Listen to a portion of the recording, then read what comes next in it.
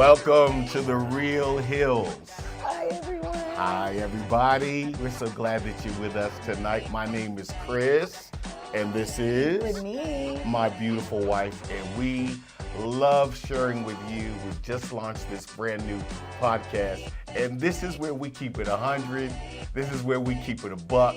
This is where we tell the truth and shame the devil. This is where we get to be real. Are you ready? Because we love to talk about the things that you've been thinking about, but you haven't told anybody. We say it out loud and we say it proud, and we debate it and conversate on it because we want to bring healing, and I believe the only way to bring healing is to be 100% real. We're going to talk about love. Yeah. We're going to talk about life, relationships, money, children, family, the good, the bad, and the ugly. When we bring it out at 100%, it's going to change your life, impact our lives, and I think we're going to learn from the dialogue. So if you're ready, I'm ready. Are you I'm ready? ready. You I'm sure ready. you're ready? Yeah. Okay, because this show going to be crazy because we're going to get really real. Are you ready? Come on, let's jump in. Okay, so everyone's heard about the icks. Icks. The biggest trend right now on social media, that's where women talk about the icks, the things that make them go ick about men, and men talk about the things that make them go ick about women. And so we're going to do that today, right now. You ready to jump in? I'm ready to jump in. All right, Okay. so You do the girls, I'll do the guys? we can. Okay. Because, I mean, if I do the girls, I'm saying what makes girls go ick. You're saying what makes guys go ick about girls. I can do that. I can do that all day. Okay. So go ahead, you're first. Okay, so you want me to do, all right, so things that make girls think that make men go ick. Okay, this is one, this one right here, this one right here, this one right here. Okay, wash your hair. I know you got a weave on. I know you got your weave on. I know you're gonna put your wig on, but up underneath the wig, the ick, okay, the smell. There's a smell. There's an odoriferousness that can waft under, because every now and then that wig will slide on it, lace front will come back, and then funk comes out the head, and it is ick. Okay, and I mean, wash everything with hair on it. That's what my mama told me. And what about wearing the bonnet in public? Oh gosh. Ick. Okay, ick. That's the ick. That's the ick for me. Come now, on, ladies. It's cool. You can wear it in the house. I know that's your protective hairstyle, and I know it's a Louis Vuitton. It's a Louis Vuitton. It's a Dolce Gabbana bonnet. But isn't it fascinating that no other culture of women wears those in public? And it's just one culture of women, and then they really don't know, and they haven't asked men what we think about it. But I'm gonna tell you, ick. So you mean wearing bonnets, period, or just like in public? Just in public. There's certain things that are cool. You know, wear your house shoes, wear your house dress. That's what my grandma called it. But that's for the house. But I have an aversion to pajamas in public unless you working. On a pole, okay? And then you can wear whatever you want to wear, okay? But if you're not working the pole, I need you to see some clothes in public, because it can be really embarrassing. Imagine I'm somewhere and I run into you and I'm with an associate or someone from my business or something, and I'm want to show off my bride, show off my woman, and here she come in here, and she's dragging her feet and slides and got on a bonnet and looks like who struck Dawn and who died. And it just can be really embarrassing. Let me move. Okay, because I got a couple of them. It says reorganizing without first asking and getting opinion of if you think, even if you think we don't care. So like big ick for most men is when a woman comes into their space, even if it's a shared space, and reorganizes or throws stuff away or moves things way or reorganize all the furniture. We need to talk about that. I'm not saying that you don't have your particular style and your way of doing things, and we love all that, but at least ask. And see, sometimes men will be like, oh, I don't care at all because we think that's macho, but it will secretly be getting on our nerves. It will be on our nerves because it really is an ick. Just ask their opinion. Here's another, but this is a big one. I don't have time to do this one justice, but don't ask for a traditional man. Don't ask me to be a traditional man if you don't intend to be a traditional woman. Ooh. Ick. That's Don't ask me to be a provider and a protector and to be the priest of my home if it's your intention not to be a traditional woman. It's not fair to ask for one and not give the same. If we're going to be a traditional family, let's be a traditional family. If we're going to be a non-traditional family, then let's be a non-traditional family. But at least the man should get to think about it, talk about it, and dialogue. And then this is the last one. Thinking you know how to cook. Oh, God. But you can't. Oh, God. And don't notice when we hate your food. We hate your food. Ick. Now, my wife cooks really, really good, but I know what I pastored thousands of people, and I talk to men all over the world, and there's some food that's nasty. You need to take a class. You need to go to school. You need to talk to your great-great-grandmama because your mama probably can't cook neither, or you didn't learn. And so often men are eating. I cut into this chicken one time. I was dating before we got together. gosh. I was there. I cut into this chicken, and when I cut into the chicken said cock-a-doodle-doo. I mean, it was still alive. Botulism gravy was coming out the side. It was blood. I felt like Count Dracula up in that piece. And you know, you're trying to be nice because you're dating, so you're like, is this medium rare chicken? You know, it was terrible. Okay, so if you can't cook, at least admit it, and we can order out together. Or, Otherwise, you know, it's an ick for me. Go to some cooking classes. Well, let me get into the next part. Okay. The things You got that some? make women go ick Help about me. men. Okay. Help me. Bragging constantly about their financial status. Holy smokes. No one cares. No one cares. Babe, we don't care. If that was the big issue here, you know, then we would say it. But like bragging all the time, like everywhere you go, they're always bragging about it. That gets old and it's not cute. It's not attractive at all. Okay. Okay. Also, big one. Men always think that women are like trying to tell them how to drive or tell them how not to drive, but we don't. The real thing is we need you guys, men, Okay. you don't do this, but men to stop driving crazy and fast when we're in the car, thinking it's cool or whatever it is that goes through y'all's head. We're not impressed. We're afraid for our lives. Okay? So let's just let it be. Just drive like a normal chauffeur. Smooth, easy, light on the foot. Okay. No I'm not changing gonna say lanes. nothing. No tailgating. You stopping this close to the next car. Oh my gosh. No. Can't do it. Another thing that I hear a lot of women that I talk to, a lot of women I talk to, they say this a lot. It's a big deal for them, is men who want women to pursue them. And they don't want to pursue the woman back. They want to be pursued as if they're a woman.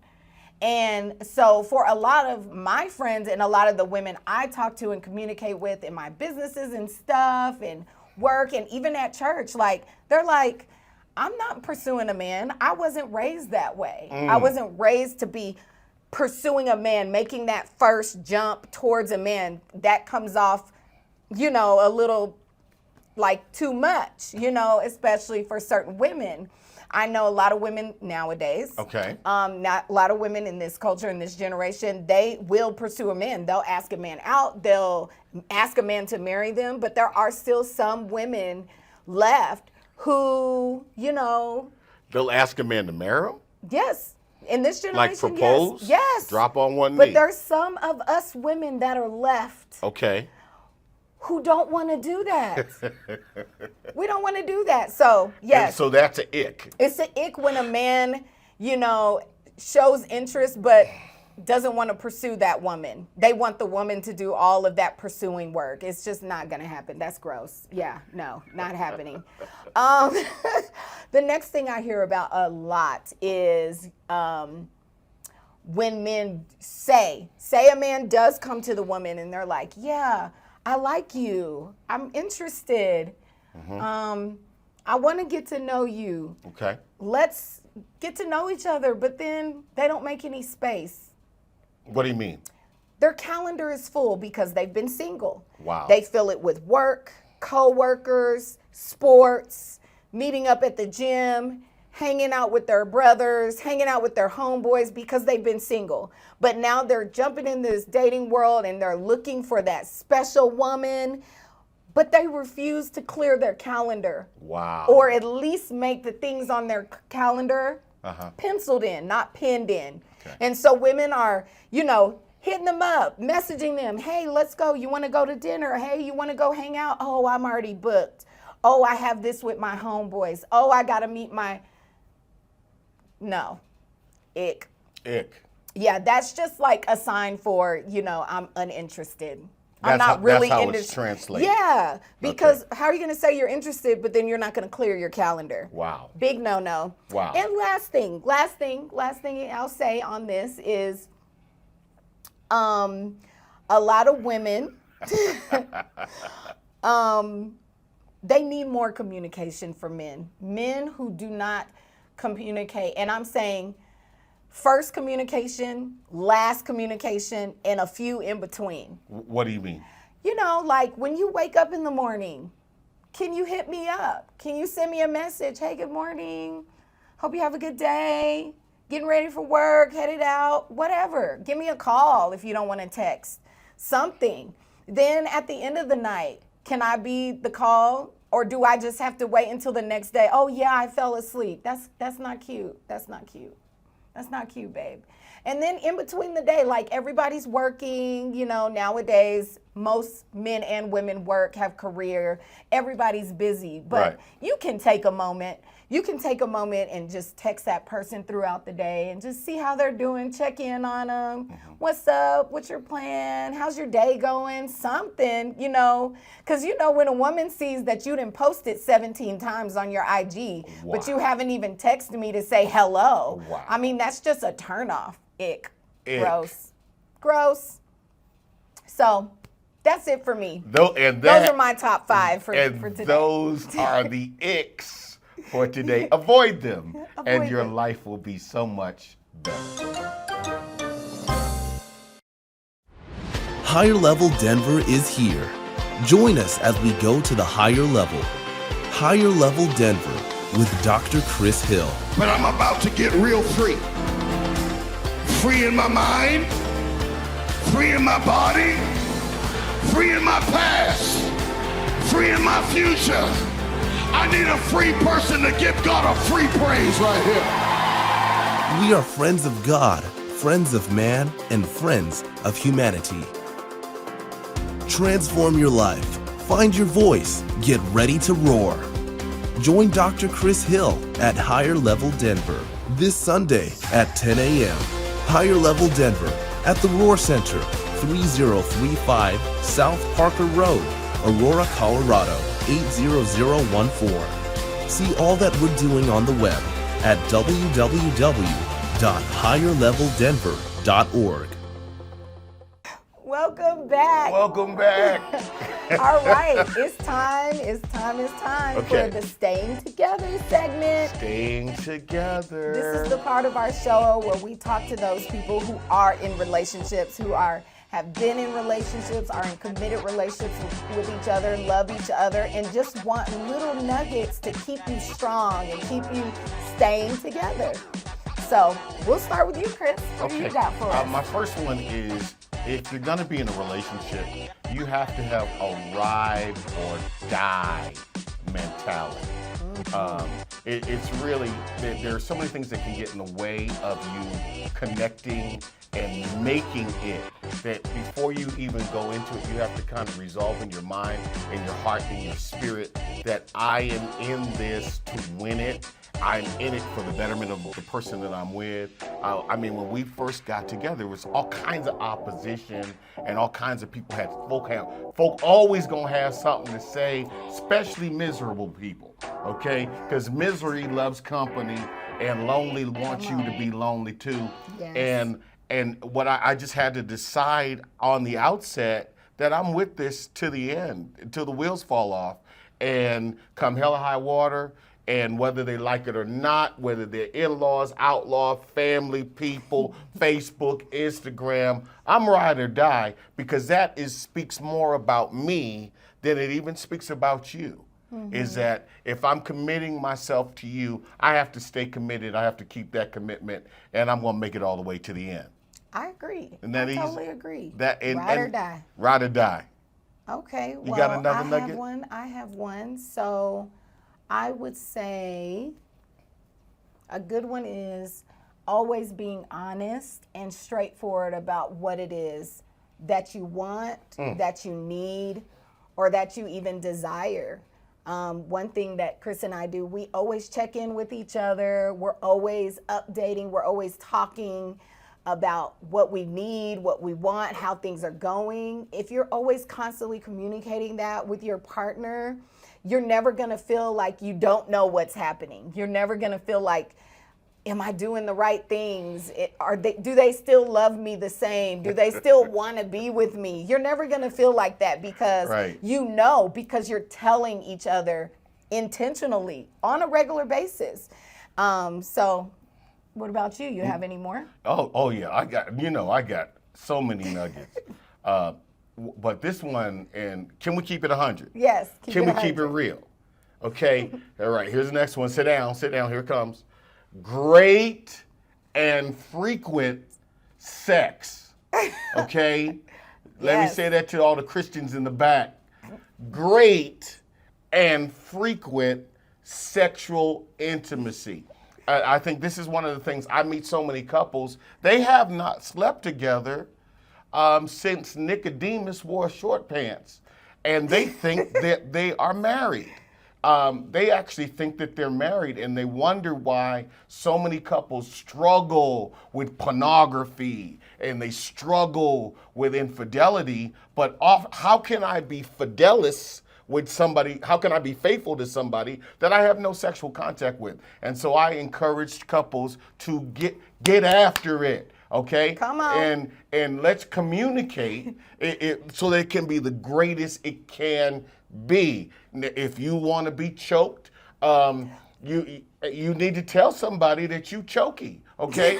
if you want to be spanked, then you need to tell somebody, my name is Spanky, okay? And if you need to say something. Can't nobody read your mind. Nobody wants. You have to take your inner freak and pull out your inner freak and put it out there so that they can know what they need to do. And so often, Christian couples particularly will live together with no sex, and that is not even biblical. The Apostle Paul teaches us not to do that, but it's also not practical. For a great tip is tonight, let's do this. Okay. I have another one. You got one? I have another one. Okay. It's as good as that one? Because that was juicy. Well, mine's a little more different. Okay, you say. So another great way to stay together is to focus on your partner, who they are. Like, really, and not who they are not. Okay. Do you know what I'm saying?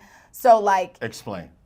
If my partner is an extrovert and my partner is messy and my partner is happy and my partner can sometimes be boring, okay? Mm-hmm. And I don't like boring and I don't like messy. I'm going to focus on the fact that they're happy. Wow.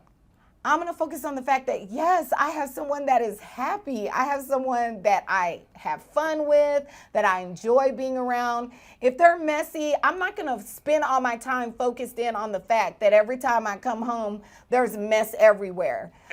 Everywhere. I'm not going to focus on that thing. I'll let them know, hey, you could clean up a little bit, but that's not going to be my focus. When I walk in the door, I'm not going to be like, everything's a mess. I'm going to walk in the door and be like, hey, how are you? How was your day? Be happy and cheerful and hear about their day. I'm not going to let the first thing out of my mouth be all of the things that I don't like or all of the negative things about that person, because we all have those things. We all have things we need to work on. We all have things that we slack in. We all have areas we're not so great in. But that doesn't mean that I'm going to focus in on those areas. I'm going to try to focus on the positives and not the negatives. No, I like that. I mean, really, I had another one, but I'm going to land on that too, because no relationship is perfect. Your opposites attract. There's always things that we like in each other and things that we may not always like. But if we can work through those things and really accentuate the positive and build those things up. Of course, we got to work on those other things as well. But that's through communication, through compromise. If you want to keep it together, if you want to stay together like Al Green, okay, then you're going to have to talk about it, share about it, love about it, and keep on building together. Amen. Let's go. Join Dr. Chris Hill at Higher Level Denver. Inspirational, motivational, and elevational. At Higher Level, journey with us in reaching your highest potential in God. Because when you go up, I go up too. When you get a promotion, I get a promotion too. When you go higher, we started at the bottom, now we're here. Everybody's going up. I need somebody who knows I'm going up. I'm going up with my family. I'm going up with my children. I'm going up with my church. We're all going up. Join Dr. Chris Hill at Higher Level Denver this Sunday at 10 a.m. Higher Level Denver at the Roar Center, 3035 South Parker Road, Aurora, Colorado, 80014. See all that we're doing on the web at www.higherleveldenver.org. Okay, it says on my paper, thank you guys, that I'm supposed to do some knock-knock jokes. And this is very, I get it. It's a couple that last together. And so I am somewhat comical at home. I am in my private life. I am a little bit funny. And I am a little bit corny. Very corny. A little bit corny. Extremely. A little bit popcorny. Okay, all right, here's one. You ready? Yes. All right.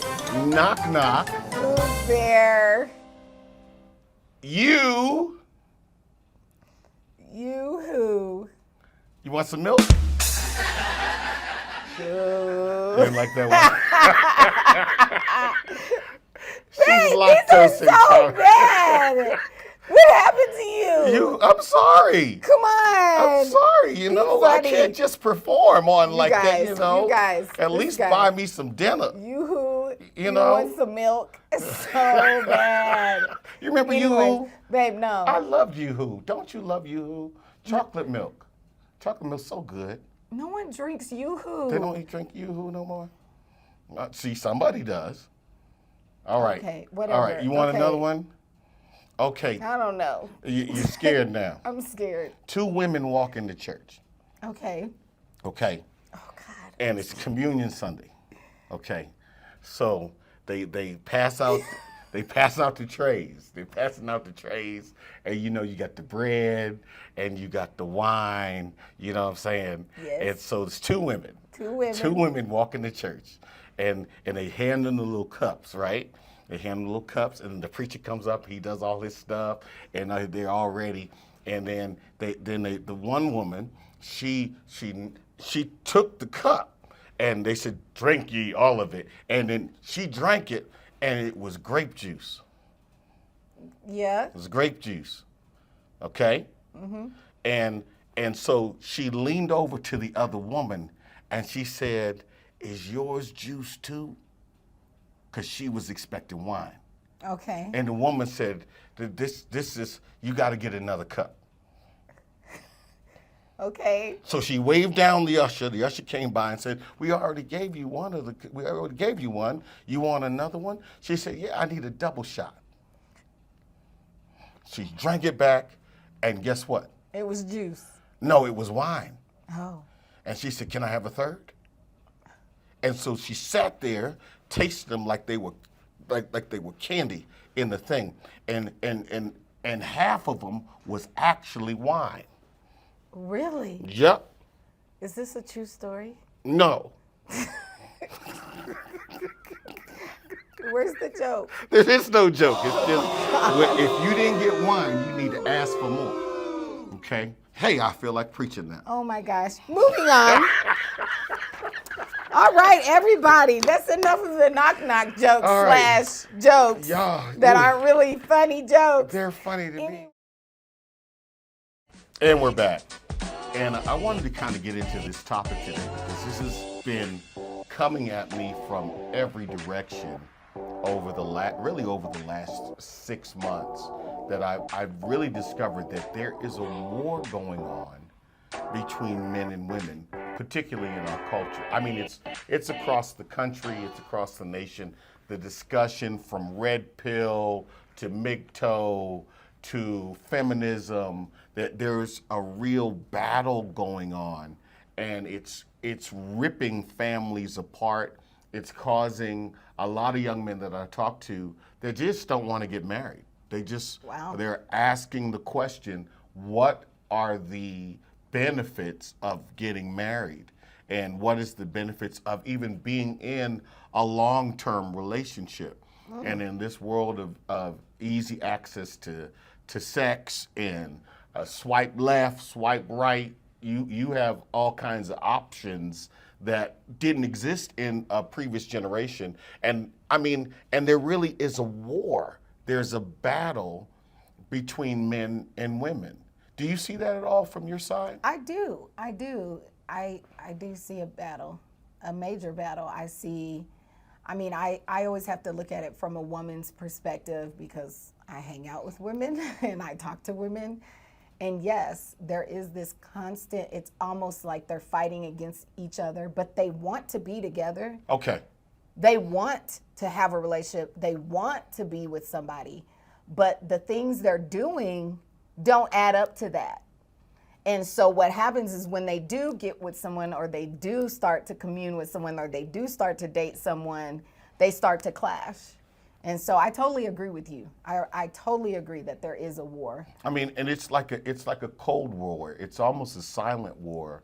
But when we look at the statistics, and we're seeing that 52% of African American men are single with no children, and Wow. and 75% of African American women are not married and are not getting married. Only 25% of African American women are getting married. And even in other populations, we're watching the marriage rate go lower and lower and lower. The average age of someone getting married in the UK now is 31 years of age. And so utilizing the drugs and having to go through different things for fertility issues Yeah. is rising everywhere because we have a disconnect when it comes to relationships.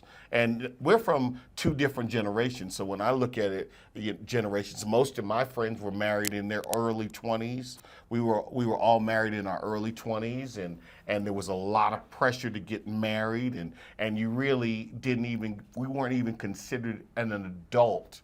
Or particularly when I'm coming in the ministry, the pressure to marry at a young age in ministry in America was so strong that even before you even know who you are, I was married before I even knew who I really was as an individual, because the pressure was so great.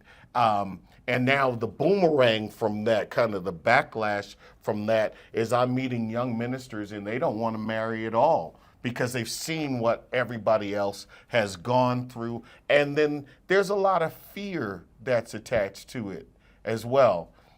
Well, Is if I get with the wrong person, she gonna take half my stuff, ooh, that's and then all the so we're real. fighting through the divorce picture and the fear of having to pay child support. And I literally, and this what sparked this in me is I had a young man, very successful young man, who would be a very good prospect for somebody, and he wants a relationship, but he's asking me straight up, 100%, what is the benefits of getting married? And I had to pause and really think it through within the context of now. Now that's from the men's side. When you're talking to women, do they want relationships? They do.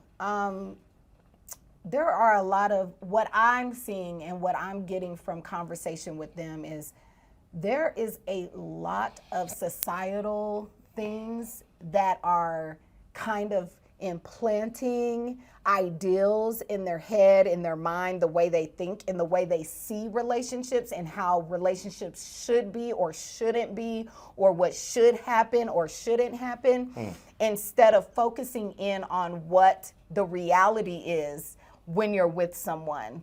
So yes, I mean, women want relationships. They do. Okay. They want relationships really, really bad. I have half of the women I talk to, you know, pretty much go to bed crying every night because they want a relationship. The other half want a relationship but don't, because they have all these stipulations and they have all of these rules and they have all of these things that they don't feel men are willing to offer or willing to do in a relationship. So they kind of just like, well, I don't need a relationship.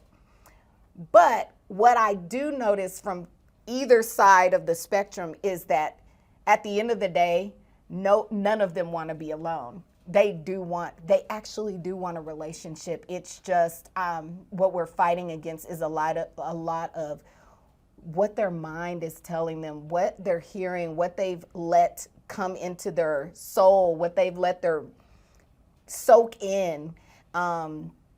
It's, you know, I gotta be balanced here because I tend to lean more on the side of what men say versus what women say, because I just believe a little bit differently.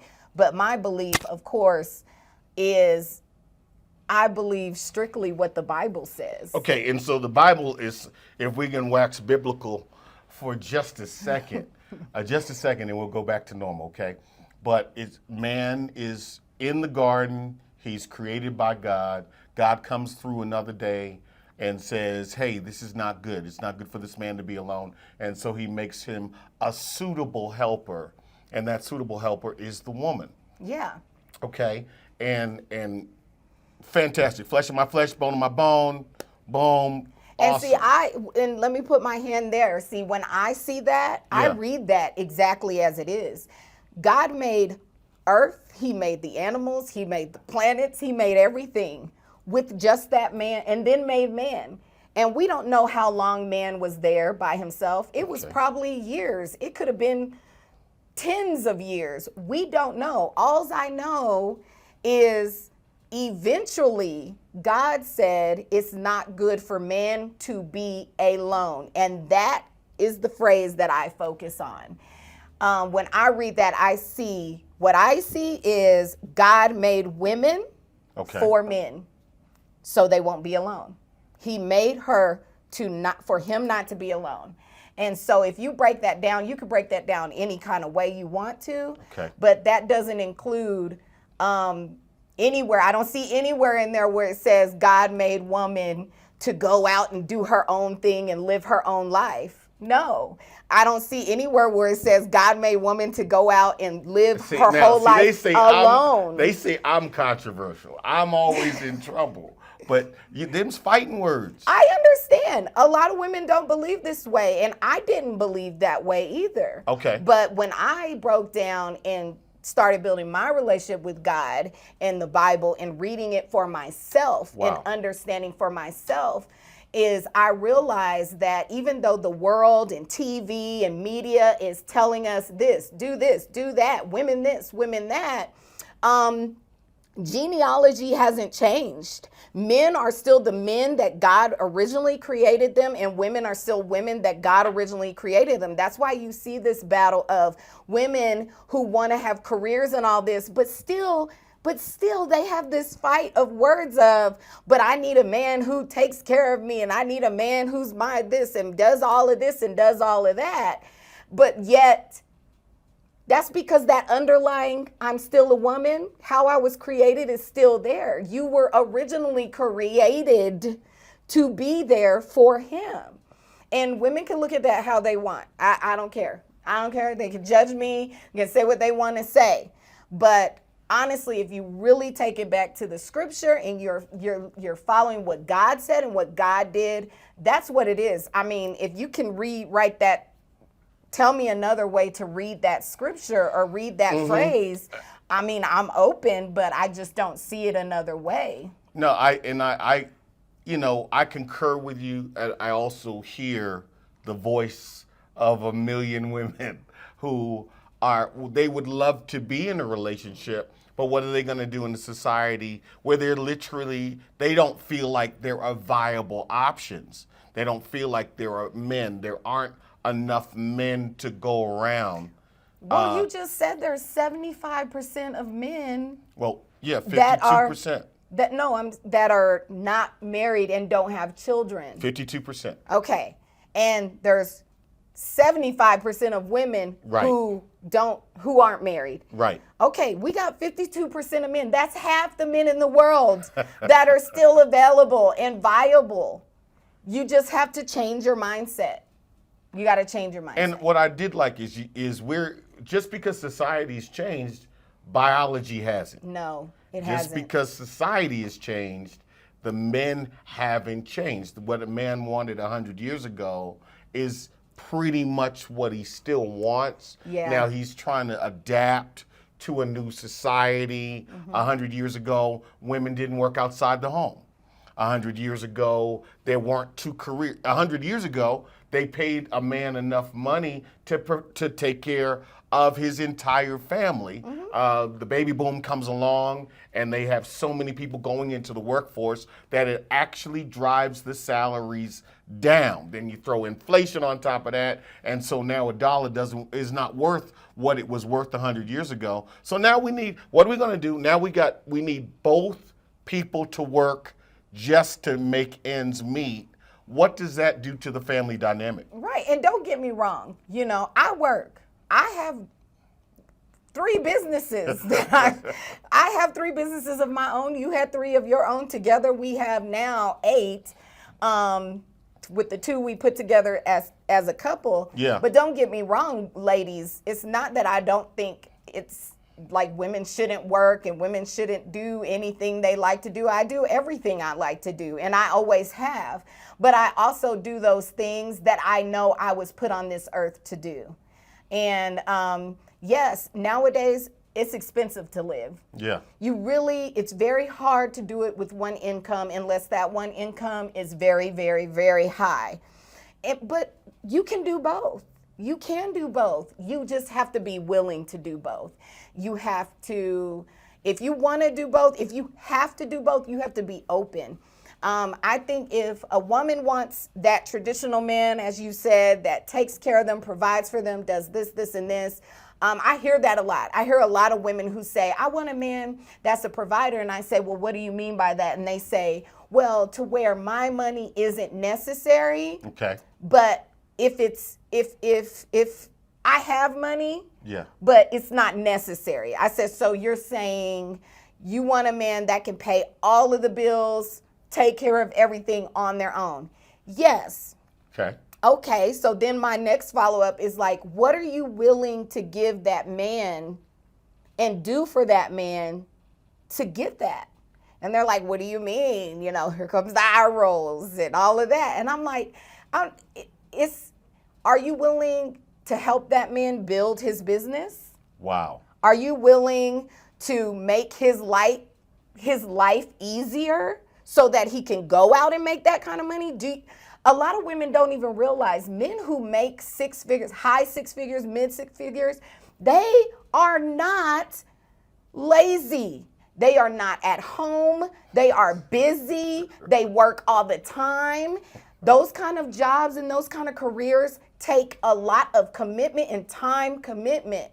I think women have this picture in their mind that if my man makes, $700,000 a year, that he's just going to be home with me all the time and we're just going to travel the world and do nothing. Mm-hmm. No, it's not really like that. And the other thing is, like, to get that, you got to be willing to do some adjusting. I had 3 companies before I got with you. You know that. Right. And I worked every single one of them. I worked from sunrise to sunset, get home, work some more in my bed on my laptop, wake up and do it all again. But I was willing to back off some of those things when I got with someone who also is a high earner and who also, but your high earning was higher than my high earning. Right. You know what I'm saying? And if you're trying to be the man and trying to be that provider and trying to be what it is that women want, why wouldn't I take a step back and say, okay, let me help him do what he's doing, increase that a little bit. Still, I get my outlets. I still get to do what I want to do from time to time, but I'm never going to let my agenda, my world, like, trump yours or trump the person I'm trying to be with, especially when I'm requiring so much from that person. I mean, and that's where we hit the road. This is where the clash is. Mm-hmm. Is that women are looking for these high producer guys, okay? But high producer guys work all the time, okay? And then at the same time, okay, somebody, if we're gonna have kids, and most high producer men want to have children, they're not doing this for no reason. They're trying to build legacy for the future. And so we run into the case of, okay, who's gonna raise the kids? Who's gonna be primarily responsible? Our middle son, Jonathan, is 20 years old now. He's almost out the house. But if he wants something, he doesn't call me. Mm-mm. He doesn't call me. Okay, he's my biological son. He's your bonus son. But if he wants some real information about something really to do or something, he knows not to call me. I'm going to say, you need to call Renee. You need to call. We call it your nickname in our house is Bossy, because she runs everything else. Okay, and I'm anointed to make the money. I'm a hard worker, but I don't know what credit card to use. I don't know what book or what class or what's been paid, because that's something we've agreed on is something that you give leadership to. And so there is a submittedness. And I think the clash is, how do we operate with this whole idea of biblical submission and a house where everybody's competent? Well, a lot of that is just communicating even up front. Like, I'm not going to have a kid that I don't raise. It's just not going to happen. I'm not going to have a kid with someone who I don't trust them to raise that kid if the roles are reversed. Because don't get me wrong, I have quite a few friends that are high earning women, and they actually, like, are the providers in their house. Right. And their husbands take care of the kids, take care of the house. I have nothing wrong with that. It's cool. I love it. Love it. If that was the agreement up front. Right. And so what I'm saying is, if you don't have these discussions up front, or sometimes it happens. Or sometimes it flips. It happens. Sometimes it flips. And she gets an unbelievable job, and she gets an unbelievable position. And if that happened to you, I would lean into it. We have one business that's really your business, that it has the potential to take over everything. Yeah. And my soul says yes. okay, my soul says, yes, I'm ready to work as a receptionist in that company for you, because when you win, I win. And just the same, if you're the one out there working and this, and we decide to have children, and you say, well, we got to move across the country, or we got to move to another state. Okay, great. I'm willing to pick up the kids, pack them up, get everything together, move us. Right. I'm also willing if the job says, oh, now we got to travel around. Right. Okay, I'm willing to homeschool. Am I a certified teacher? No. Right. But will I learn? Yes. Wow. I am willing to do whatever it takes to get the job done in our dynamic. And that is one of the main things I'm trying when I'm talking with women to express to them, is that you have to figure out what your dynamic is in that relationship, and then be willing to make adjustments where they need to be adjusted. And I feel like men need to be adaptable too. Yeah. In today's economy, in today's society, we're going to have to adapt. Just because she's calling the shots, or if she's making the most money, that doesn't diminish me as a man. That doesn't diminish me as a man at all. Our income has nothing to do with us, particularly those of us who come from the African American expression. You have to remember that we were married in slavery. We were jumping the broom in slavery. Nobody was making any money. Yeah. And yet the family system was more intact in slavery than it is now. All the way up to 1960, when things started to change, because when we put the leadership role on who makes the most money, we fall into a Western hole. We fall into a Western trap that does not even fit the contextual context of our lives or who we really are. What money don't have nothing to do with it is if we can agree. See, I'm not as heavy on submission as I am on partnership. Oh yeah, definitely. I feel like a man who has to constantly tell his woman to submit. The Bible says submit. I don't think you're in charge at all. I don't think you're in charge at all. I barely think you're a man. If you have to constantly keep saying that you're the man, you need to go back to man school, because you're not. You don't need, it's not money, it's not education, it's not positioning. It's if I'm the provider and the protector, I will provide at the level that I can.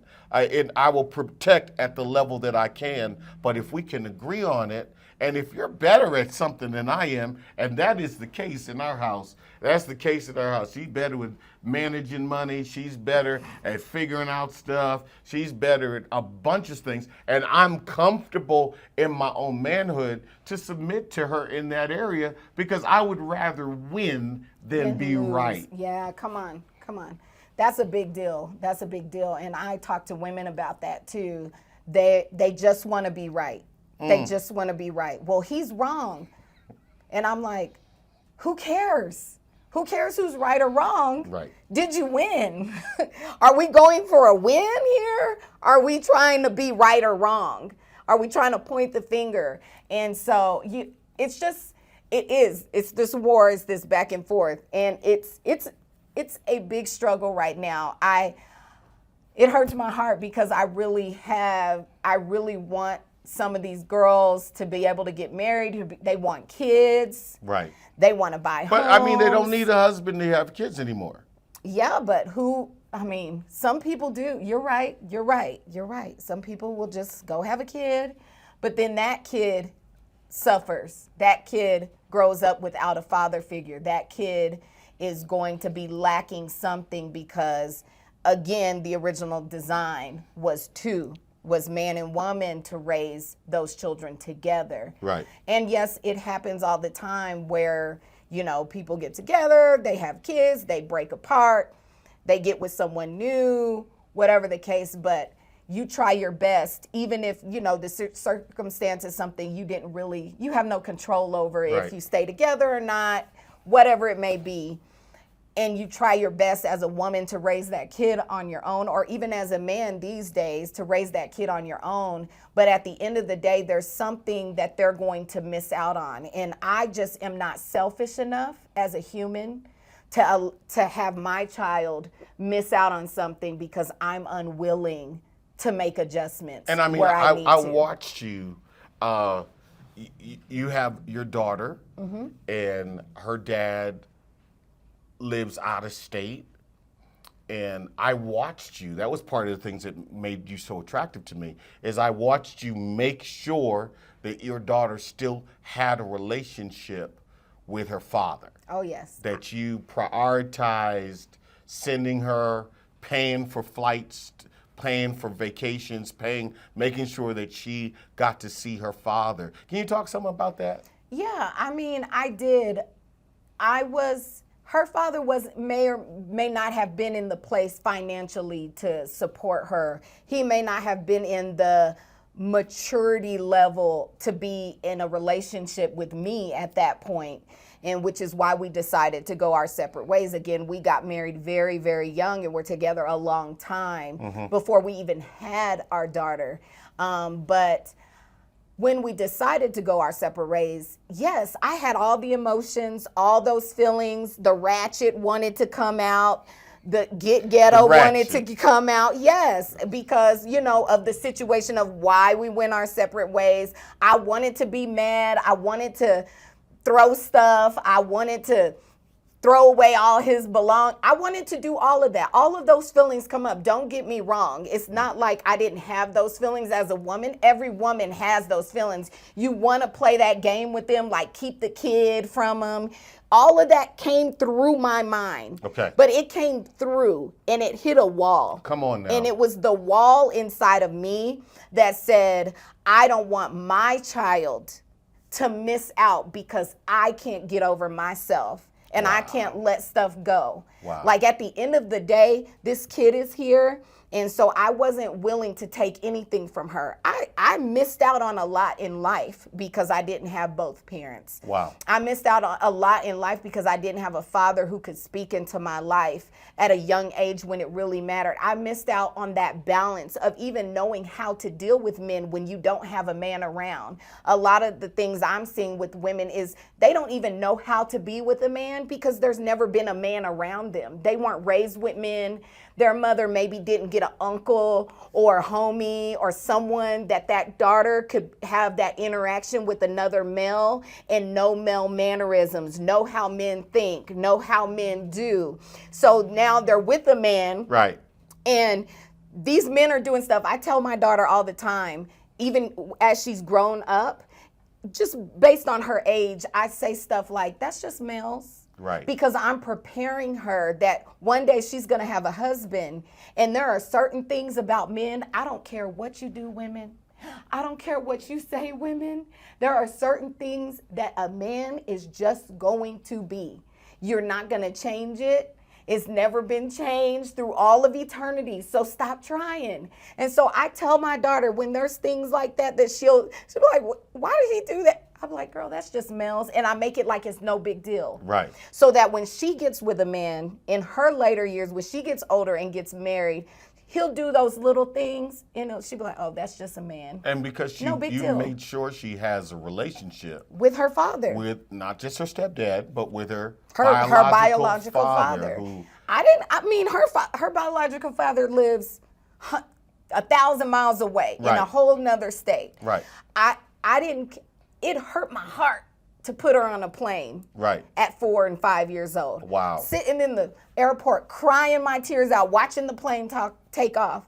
But guess what? I was unwilling to deprive her from having that relationship with her dad. Just because we couldn't be in a relationship together did not mean he was going to be a bad father. And that's one of the things I try to get women to see. Making the difference between father some men are horrible relationship-wise. Right. Horrible. They're immature. They don't know what to say. They don't know what to do. But they're good with their kids. Because they want to be a good father. And my argument for the men is always that since we're forcing men to marry so young, we're picking them before they're ripe. They're throwing them into a marital relationship before they're even grown up. And watching men mature. Your ex is a great father, husband, and he great always husband. was. now, and we Yeah, get great together. husband now, Yeah, yes. we get together, we kick it. I mean, we can kick it together because I admire him as a man, I admire him as a father, and he respects me as a man, and he's trusting me to have his daughter in my house. And so we have to be cool. Yeah. And we could do a whole section on how to do a We'll do blended that next family time. wealth. We'll do that But next I time. mean, I know we're running out of time. Okay, what comes first? Here's a question just came in. What comes first? What is priority, the spouse or the career? What do you think? Well, you know, again, I'm a little bit different, but I do believe the person comes first. The spouse, the partner, the human being comes first. It's a very fine balance because you do have certain relationships where spouses will try and sabotage career because they Wow. have jealousy or they're in competition with their spouse, which that's a toxic relationship. We can talk about that all day. But if you're talking about a non-toxic relationship, then definitely I would say spouse comes first. No one wants to grow old and be by themselves. Wow. And what we're facing is in our community, 75% of our women are going to be alone in their latter years.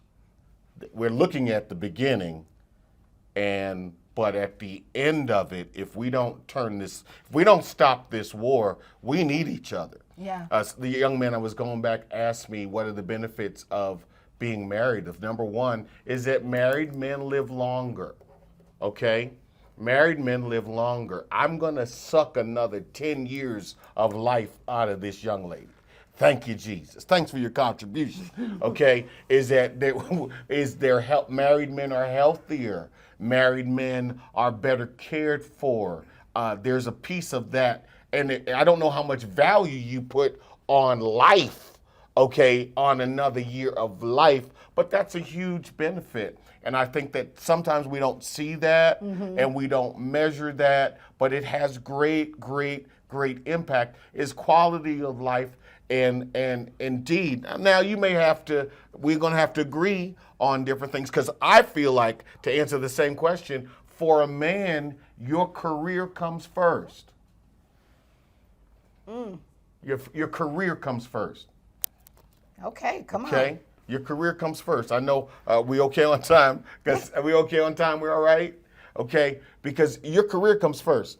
If you're, for a man, if she wants you to be the provider and the protector and the priest of the home, then your career has to come first because she has to fit within the context of what you're doing. Unless her career is able to carry the whole thing. And we can still have togethers. Now, what does this say, Chris? That's why I advocate for men. I don't think you should be married before you're 30 years old. I agree. I don't think you're grown up. I think we rush men into marriage and we act like a man has a biological clock and you don't. Now, I also think that you should be marrying when you're more mature, when you got it going on. I don't mean you have to be a multimillionaire, but you should have some plan. You should have something in motion so that you're pulling somebody into something that's moving. And so often men are so quick to rush into a relationship and they don't have the basics together. And now we got struggle love, and then struggle love turns into struggle hate. It does. You're right. You're right. You're right. Well, I mean, all of this has been heavy. It's heavy. Heavy, but real. Real. But real. Guys, we're so excited about this show, The Real Hills. We're so glad you guys came to watch. Guys, keep watching every week. And we want to hear your comments, Yes, too. please comment. Jump down in the comment. Put a comment, put a question. We'll answer you. like and subscribe, share our channel. You know, you can always see everything we're doing on Love the Real Heels on our YouTube. Yes. Or Instagram. Again, Love the Real Heels on Instagram. You can watch us, and we're going to be posting every Wednesday. Every Wednesday. Every Wednesday at 7 p.m. 7. through the summer months. We don't know if we're going to go longer. We're going to try just That's for the gonna summer. be up to you. It's up to you. If it blesses you, it'll bless us. But we want to.